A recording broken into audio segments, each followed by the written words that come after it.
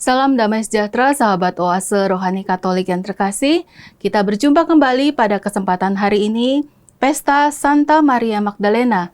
Dan saya, Patricia Elsa, akan mendampingi Romo Blasius Sumario SCY yang akrab kita sapa dengan Romo Mario. Dan semoga Anda semua tetap dalam keadaan baik, sehat, dan juga penuh sukacita di dalam Tuhan. Mari sekarang kita menyapa dahulu Romo Mario. Romo, berjumpa kembali Romo, apa kabar?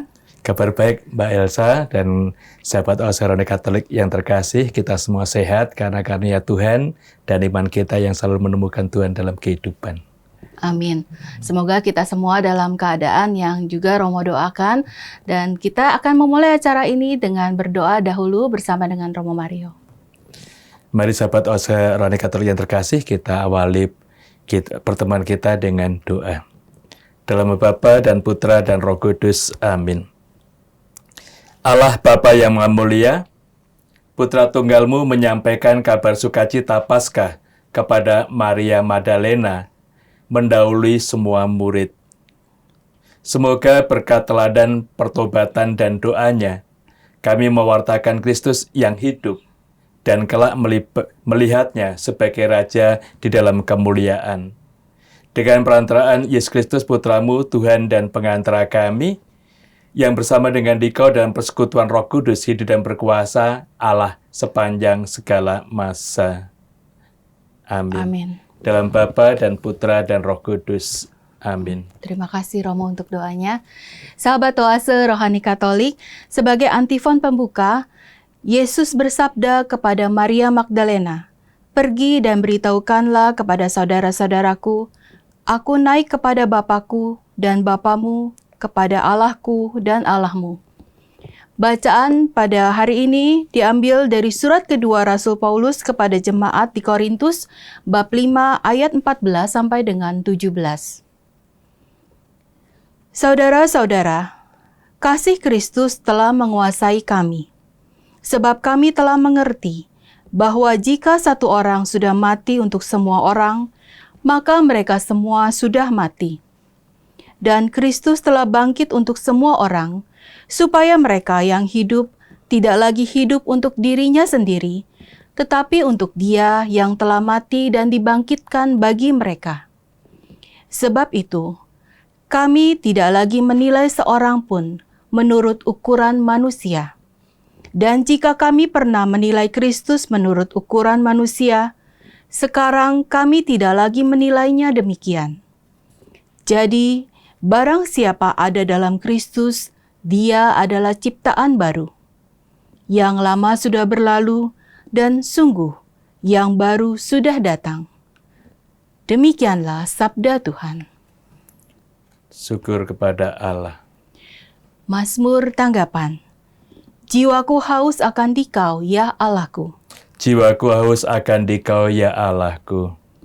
Ya Allah, Engkaulah Allahku, aku mencari Engkau.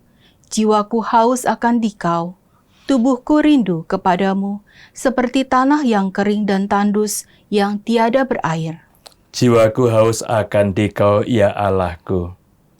Demikianlah aku rindu memandangmu di tempat kudus, sambil melihat kekuatan dan kemuliaan-Mu.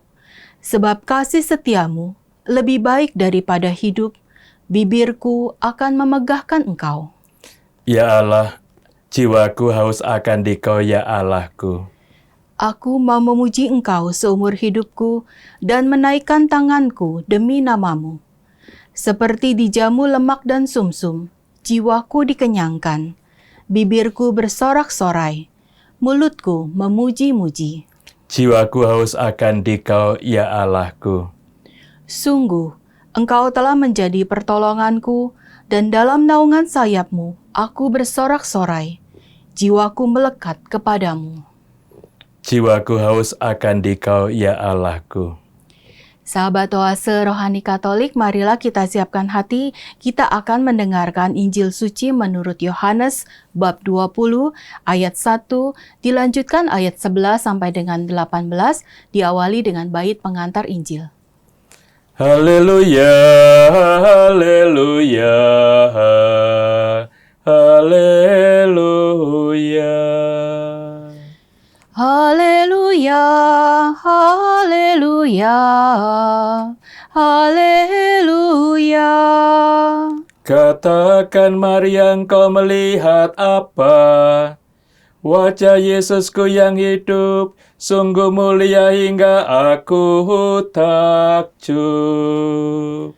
Haleluya, haleluya, haleluya. Tuhan bersamamu. Dan bersama rohmu, Inilah Injil Yesus Kristus menurut Santo Yohanes. dimuliakanlah Tuhan. Pada hari Minggu Paskah, pagi-pagi benar, ketika hari masih gelap, pergilah Maria Magdalena ke kubur Yesus, dan ia melihat bahwa batu telah diambil dari kubur. Maria berdiri dekat kubur itu dan menangis. Sambil menangis, ia menjenguk ke dalam kubur, dan tampak olehnya 2 orang malaikat berpakaian putih. Yang seorang duduk di sebelah kepala, dan yang lain di sebelah kaki di tempat mayat Yesus berbaring. Kata malaikat-malaikat itu kepadanya, "Ibu, mengapa engkau menangis?" Jawab Maria kepada mereka, "Tuhanku telah diambil orang, dan aku tidak tahu di mana ia diletakkan."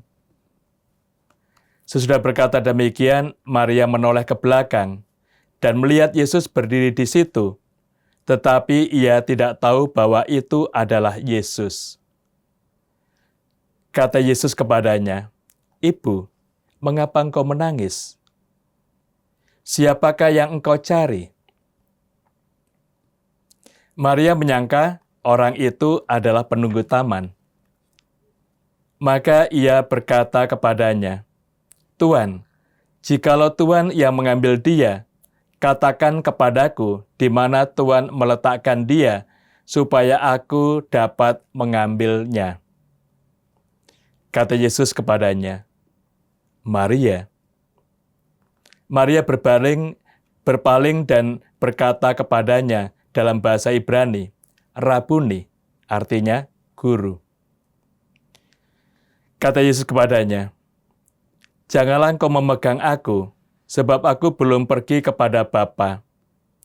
Tetapi pergilah kepada saudara-saudaraku dan katakanlah kepada mereka bahwa sekarang aku akan pergi kepada Bapakku dan Bapamu, kepada Allahku dan Allahmu."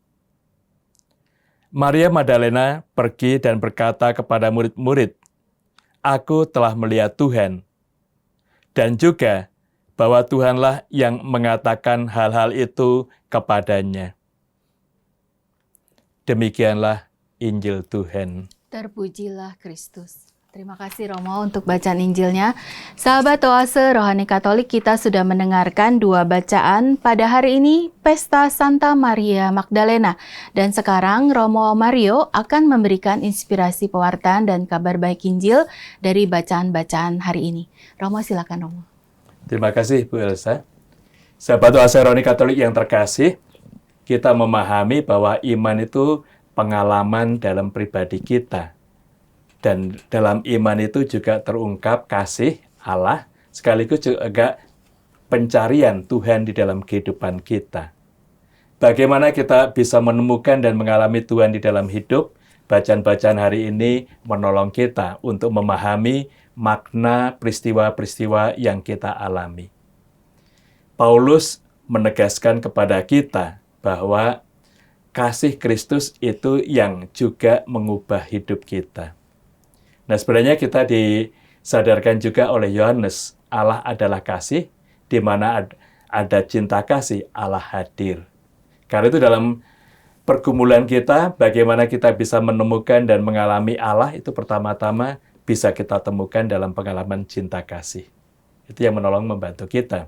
Dan kita sadar, cinta kasih itu yang dibutuhkan semua orang. Maka dengan pengalaman itu juga kita sebenarnya tahu bahwa semua orang itu memerlukan kehadiran Tuhan di dalam kehidupan. Nah, yang kita sadari, kita perhatikan bahwa cinta kasih itu yang diperlukan banyak orang, dan juga kita sadar cinta kasih itu yang membentuk diri kita, sekaligus yang juga bisa mengarahkan perkembangan diri kita semua. Nah, kita sadar kita ada karena cinta kasih orang tua kita. Kita bisa tumbuh dan berkembang karena cinta kasih mereka.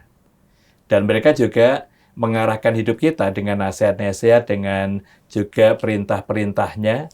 Nah, semuanya itu ungkapan kasih yang menolong, membantu kita. Justru dengan nasihat, dengan kasih orang tua itu, kita bisa tumbuh dan berkembang. Ini yang kita lihat, kita perhatikan dalam pengalaman manusiawi kita. Sementara itu juga dalam pengalaman iman kita paham bahwa firman Tuhan itu juga membentuk pribadi kita. Dengan firman kita merasakan kasih-Nya, maka dengan firman itu yang akhirnya juga kita bisa memperbaiki diri kita. Bahkan banyak orang bisa mengubah hidupnya secara total itu karena cinta Tuhan dan karena firman-Nya. Ini yang kita sadari, kita rasakan dalam dinamika kehidupan kita. Maka Paulus juga menegaskan kepada kita semua bahwa kasih Kristus itu yang membentuk kita dan juga mengarahkan hidup kita. Hidup bukan untuk diri sendiri, tetapi kita juga berkorban seperti Kristus telah menyelamatkan kita, berkorban untuk orang lain. Ini sebenarnya dalam pengalaman hidup kita diteguhkan bahwa kita nggak bisa hidup sendirian. Kita juga tidak bisa memikirkan diri kita sendiri saja, tapi kita diajak untuk memikirkan orang lain, justru kita dibantu oleh banyak orang. Ini yang akan menolong kita, membantu dalam perjalanan hidup kita. Kasih Tuhan itu sungguh luar biasa, bisa membentuk kita semua. Iya. Romo, tadi Romo sempat menyinggung kasih itu juga berkorban ya Romo ya? Ya benar, karena kasih itu berarti... Ada nggak yang kasih itu nggak usah berkorban Romo? Kan kebanyakan orang seperti itu ya Romo. Mau mengasihi tapi mungkin belum tentu mau siap berkorban atau siap terluka. Nah, sekarang yang bisa kita lihat kan cinta kasih. Ya berarti kita memberikan cinta kepada orang lain. Nah, kita juga menerima cinta kasih dari orang lain. Nah, dari pengalaman itu kita memberi kasih, memberi itu berarti kita juga merelakan sesuatu dari diri kita untuk orang lain supaya mereka hidup lebih baik. Keluar dari diri kita bentuknya seperti apa ya Romo? Yaitu perhatian. Itu kan juga sesuatu yang sudah mengungkapkan kita sendiri tidak lagi memikirkan diri sendiri, tapi kita sudah berpikir untuk orang lain. Kemudian juga kepekaan kita pada orang-orang sekitar kita.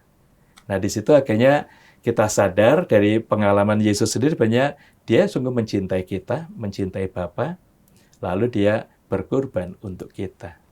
Nah, itu kalau kita pahami juga dalam pengalaman pribadi Kristus sungguh luar biasa. Dia merelakan hidupnya, wafat di kayu salib, untuk ketaatan kepada Bapa, sekaligus cintanya kepada kita. Maka Paulus tadi juga mengungkapkan bahwa kita ini hidup karena kasih Kristus ini.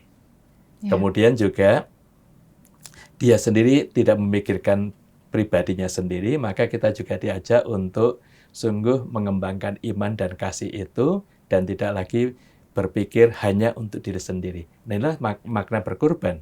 Kita sudah memikirkan orang lain dan membantu bagaimana sahabat-sahabat kita itu jauh lebih baik berkembang.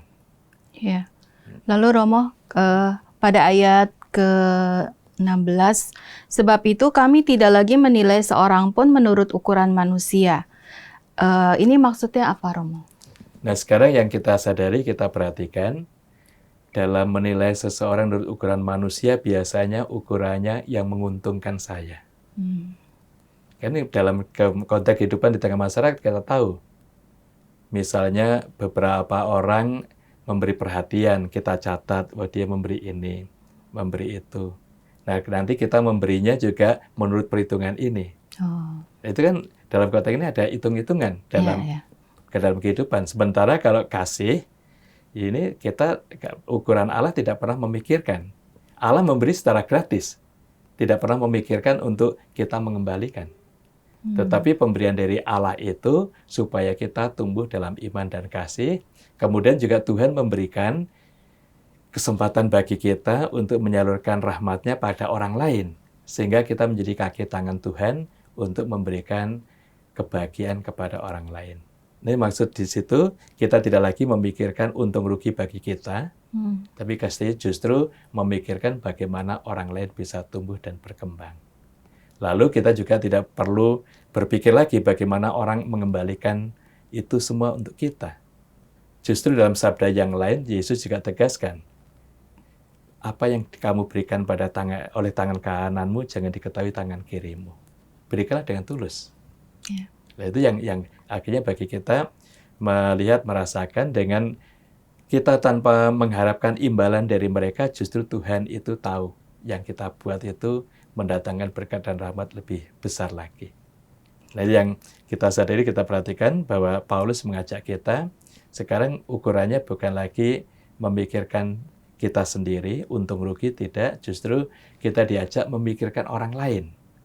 Bagaimana kehadiran kita itu bisa bermakna bagi orang-orang sekitar kita. Nah, ini jauh lebih berarti, jauh lebih berguna dalam kehidupan kita. Lalu Romo, kalau kita menghadapi orang yang hitung-hitungan seperti itu, bagaimana kita harus bersikap, Romo? Ya, sikap kita adalah kita tidak lagi ikut pemikiran mereka. Justru kita memberikan teladan. Berarti jadi ciptaan baru ya, Romo? Ciptaan baru. Kita memberikan teladan, sesuatu yang baru bagi masyarakat juga. Sehingga kalau kita sering memberi tanpa mengharapkan kembali, justru di situ yang akhirnya kita bisa lihat bahwa kebahagiaan kita akan muncul karena kita bisa membuat orang lain lebih baik. Nah, kalau kita berpikir supaya kita mendapatkan hal yang seperti yang kita berikan, itu justru kita nggak bisa bahagia melihat orang lain terbantu oleh kebaikan kita. Tapi justru kalau kita memberi dengan tulus supaya orang lebih berkembang, lalu kita tanpa mengharapkan kembalinya dari mereka itu, sebaliknya kita sungguh merasakan bahagia bahwa orang itu bisa tumbuh dan berkembang dengan baik. Nah, saya juga punya pengalaman ketika saya ada di Riau, di suatu stasi, saya ekaristi, lalu dalam ekaristi ada yang minta untuk minyak suci. Dan dia nggak bisa hadir karena memang sakit keras. Dokter sudah angkat tangan. Kemudian saya kunjungi, ternyata tubuhnya sudah kuning semua. Lalu ketika melihat itu, memang saya minyak suci, kebetulan ada seorang bidan yang ikut dalam kunjungan ke stasi itu, dan dia menolong dengan senang hati. Besok saya datang, tolong Romo antar saya lagi ke sini, saya bawakan obat. Ternyata yang dibuat itu, dia ke pasar, ambil jamu temulawak itu, lalu dia cuci, dia rajang dan sebagainya, akhirnya dikeringkan. Diminta ini nanti dikeringkan, tapi yang ini diminumkan. Nah, setelah rajin meminum itu, ternyata ibu ini bisa sembuh. Bulan berikutnya kami datang lagi ke tempat itu, dia sungguh luar biasa, sehat dan dia gembira. Nah, di situ akhirnya juga kami merasakan kegembiraan. Padahal hari berikutnya harus kembali lagi dan itu tidak dekat. Waktunya juga cukup lama. Menolong satu orang ini. Nah, ternyata itu membuahkan kegembiraan yang luar biasa bagi dia, bagi keluarganya, dan tentu kita yang melayani juga merasa gembira karena perhatian itu bermakna bagi hidup dia. Ya, luar biasa. Nah, itu yang perlu kita lihat, perlu kita perhatikan, bahwa kita sungguh dalam pelayanan kita ini tidak lagi berpikir untuk diri sendiri, tapi bagaimana yang kita layani itu akan lebih berkembang di dalam kasih dan iman itu. Ya, digarisbawahi, jadi kita melakukan apapun bukan untuk, utamanya itu bukan untuk diri sendiri ya Romo ya, tapi kita bisa membagikan ke orang lain seperti itu. Ya benar, karena apapun yang kita lakukan sebenarnya ada dua. Demi kemuliaan Tuhan yang memberikan rahmat untuk kita, tetapi juga kita menyalurkan rahmat itu untuk orang lain supaya mereka itu tumbuh dan berkembang dengan lebih baik. Nah, karena itulah akhirnya hidup kita sungguh sangat bermakna bagi masyarakat. Nah, itu kalau kita kembangkan semua pribadi seperti ini, tidak lagi berpikir tentang diri sendiri, kita sadar bahwa solidaritas, subsidiaritas itu otomatis menjadi bagian hidup kita bersama. Dan hasilnya adalah kebahagiaan, kesejahteraan yang sungguh dialami oleh semua orang. bukan kelompok tertentu. Ya. Bisa dirasakan oleh seluruh lapisan masyarakat ya Romo Ya ya. benar, karena itu tadi manusia baru, ciptaan baru, itu sebenarnya bukan hanya untuk kita sendiri. Ya. Untuk semua alam ciptaan itu merasakan kebahagiaan yang baru karena cinta yang berkorban, tidak lagi berpikir tentang diri sendiri, kemudian segala yang kita lakukan demi kemuliaan Tuhan dan kebahagiaan masyarakat sekitar kita.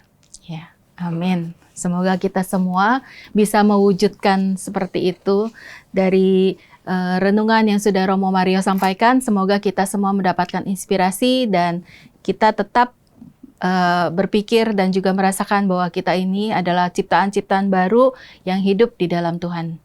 Dan kita akan kembali sesaat lagi, kita akan nanti membahas dari bacaan Injil pada hari ini, Pesta Santa Maria Magdalena. Kita akan kembali sesaat lagi.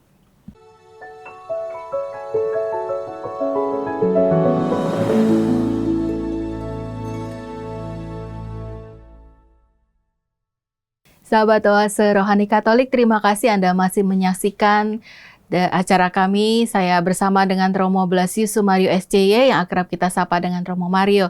Tadi pada sesi awal kita sudah berbicara tentang bacaan surat kedua Rasul Paulus kepada jemaat di Korintus, dan mestinya kita semua sungguh mendapatkan inspirasi dan juga peneguhan dari yang sudah Romo Mario sampaikan.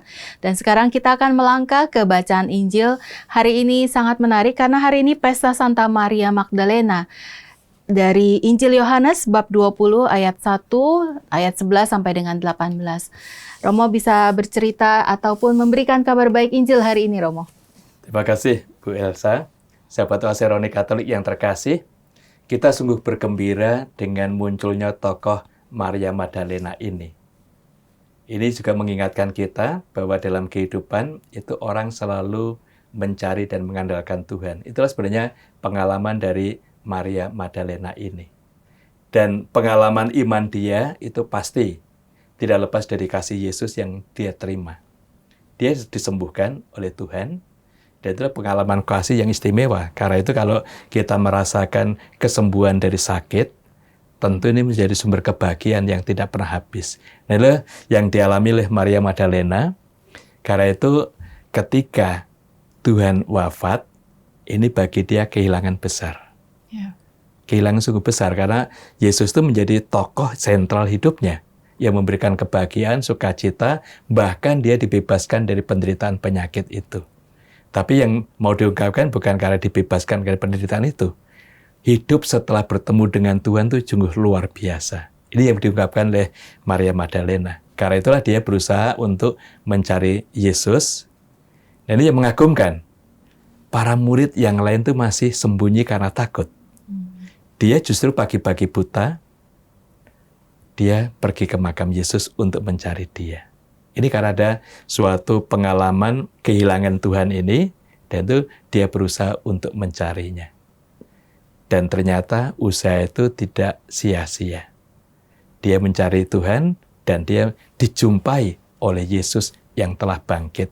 Nah, inilah kita sadari, tokoh yang besar di dalam iman, Maria Magdalena ini, karena dialah orang yang pertama mencari Yesus setelah dia dimakamkan. Maka dialah orang yang pertama juga dijumpai oleh Yesus setelah dia bangkit. Kalau kita melihat, sebenarnya menurut rasio, pimpinan para rasul kan Petrus. Ya. Sebenarnya kalau kita lihat, Petruslah yang wajib untuk dijumpai pertama. Tapi dibalik oleh Yesus, tidak. Justru yang dijumpai Maria Magdalena karena ada upaya untuk mencari Yesus ini. Itu yang kita lihat, kita sadari. Maka oleh Santo Thomas Aquinas, Maria Magdalena ini disebut sebagai rasul di antara para rasul. Karena dialah yang mewartakan kebangkitan kepada para rasul. Nah, seperti tadi juga kita bisa melihat ungkapan Yesus, pergilah, katakanlah kepada saudara-saudaraku, yaitu para rasulnya, bahwa dia sudah bangkit itu. Nah, akhirnya para rasul mendapatkan pewartaan dari Maria Magdalena ini. Karena itulah akhirnya juga mereka mencari Yesus yang sudah bangkit itu karena ada pewartaan dari Maria Magdalena ini. Awalnya mereka sembunyi dan takut itu. Juga perayaan ini sejak 3 Juni 2016 diangkat oleh Paus Fransiskus ini dari peringatan Maria Magdalena menjadi pesta Santa Maria Magdalena. Dengan pesta ini diangkat bahwa Maria Magdalena itu setara dengan para rasul untuk menjadi saksi, untuk mewartakan. Dan memang benar dari pengalaman Injil hari ini kita sadar berkat perjumpaan Maria Magdalena dengan Yesus ini dia wartakan, baru orang lain mencari Yesus dan akhirnya ingat kembali pewartaan kabar sukacita Yesus itu, dan mereka juga melihat bahwa kebangkitan itu yang sungguh mengubah hidup dan iman. Ini kita gembira, kita bersyukur mendapatkan teladan dari Maria Magdalena. Ketika kita merasa kehilangan Tuhan, kita mencari, pasti kita akan dijumpai dan menemukannya. Iya, kalau saya membaca bacaan hari ini, Romo, di sana kan dikatakan pagi-pagi benar ketika hari masih gelap, Maria Magdalena sudah ke kubur Yesus. Yeah. Saya membayangkan situasi batin dari Maria Magdalena. Mungkin aja malamnya dia nggak bisa tidur ya, Romo. Ya benar aja. Jadi kan nggak, saya sebagai perempuan gitu kan, kadang tuh kan kalau lagi banyak pikiran atau apa susah tidur.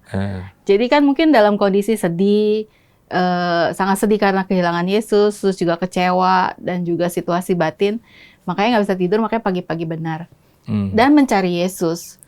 Apakah ini bisa dikatakan kalau seseorang yang mungkin sedang mengalami masalah hidup, Romo?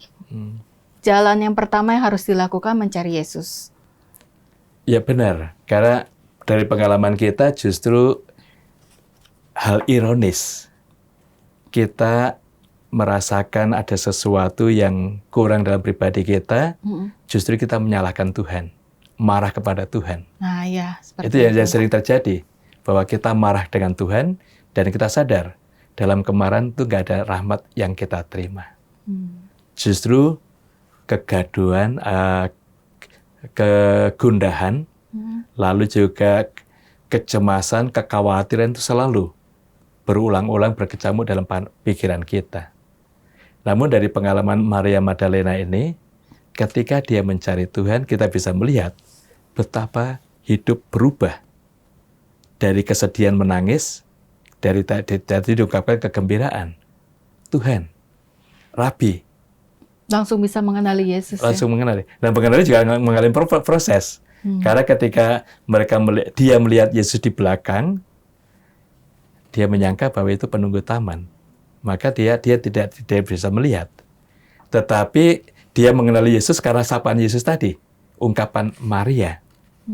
Nah, ungkapan Maria itu kata-kata dari Yesus ini sekaligus dia mengingatkan pribadi yang menyebut dia Maria itu hanya Yesus. Nah, itu berarti langsung dia kenali Rabi. Nah, itu yang kita sadari, kita perhatikan memang ada relasi yang cukup mendalam antara Yesus dengan Maria Magdalena ini. Yesus menyembuhkan dia dan dia merasa bersyukur. Karena itulah akhirnya dia tidak bisa melupakan pengalaman kebahagiaan diberi rahmat oleh Tuhan itu. Ini sebenarnya juga perlu kita kembangkan dalam dinamika hidup kita. Dalam peristiwa-peristiwa kehidupan, pasti kita juga mengalami saat-saat Tuhan memberikan rahmat yang membahagiakan.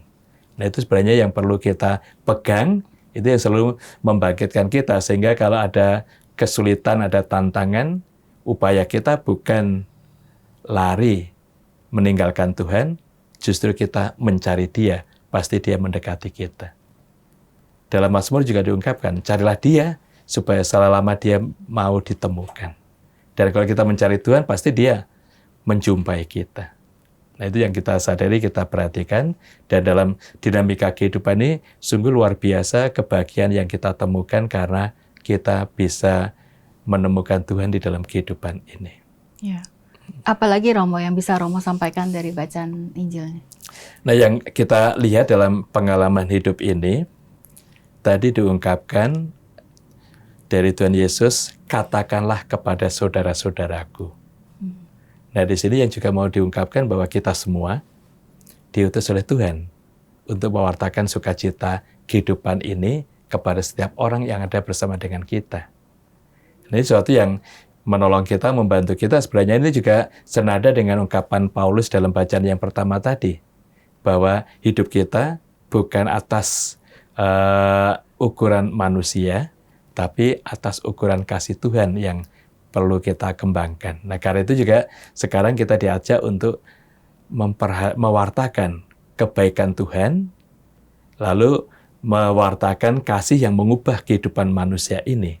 Dan akhirnya Tuhan yang bangkit, Tuhan yang hidup itu, Dia selalu hadir bersama dengan kita untuk meneguhkan iman kita.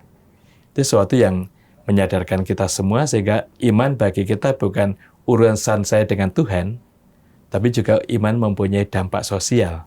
Kita diajak untuk memikirkan orang-orang sekitar kita. Seperti kalau kita melihat salib Tuhan itu, ada yang vertikal, hubungan Dia dengan Bapa, tapi juga tangan Dia direntangkan, hubungan kita dengan sesama. Nah, dua hal itu yang akhirnya juga bisa kita sadari dalam kehidupan akan sungguh sangat membahagiakan. Maka selalu kita menyadari apapun yang kita lakukan, pertama-tama memang demi kemuliaan Tuhan, tapi juga yang kita lakukan tuh untuk kesejahteraan, kebahagiaan orang-orang sekitar kita. Ya. Kalau saya membaca juga, Romo, dari sapaan Yesus kepada Maria Magdalena, "Ibu, mengapa engkau menangis?" Ini sapaan yang sangat tampak sederhana sekali, tapi mendalam. Karena di situ terlihat betapa Yesus tuh memberikan kasih dan kepedulian kepada Maria Magdalena, ya Romo. Ya, jadi suatu ungkapan, kita bisa juga dalam pengalaman personal kita, kalau kita sedang dalam kekalutan, ada orang yang memperhatikan, pasti kita juga akan menaruh perhatian khusus pada pribadi dia. Nah, itu yang kita lihat. Karena itu, ungkapan Yesus tadi, "Ibu, mengapa kamu menangis?" Tapi yang lebih penting, yang kedua, siapakah yang kamu cari? Nah, itu yang kita lihat. Mengapa menangis di makam? Yeah. Siapa yang kamu cari? Kan di situ yang akhirnya kita lihat.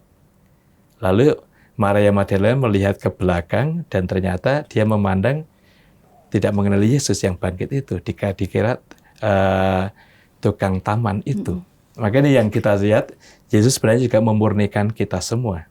Dalam upaya kita, yang kita lakukan untuk siapa sebenarnya yang perlu kita perhatikan sungguh.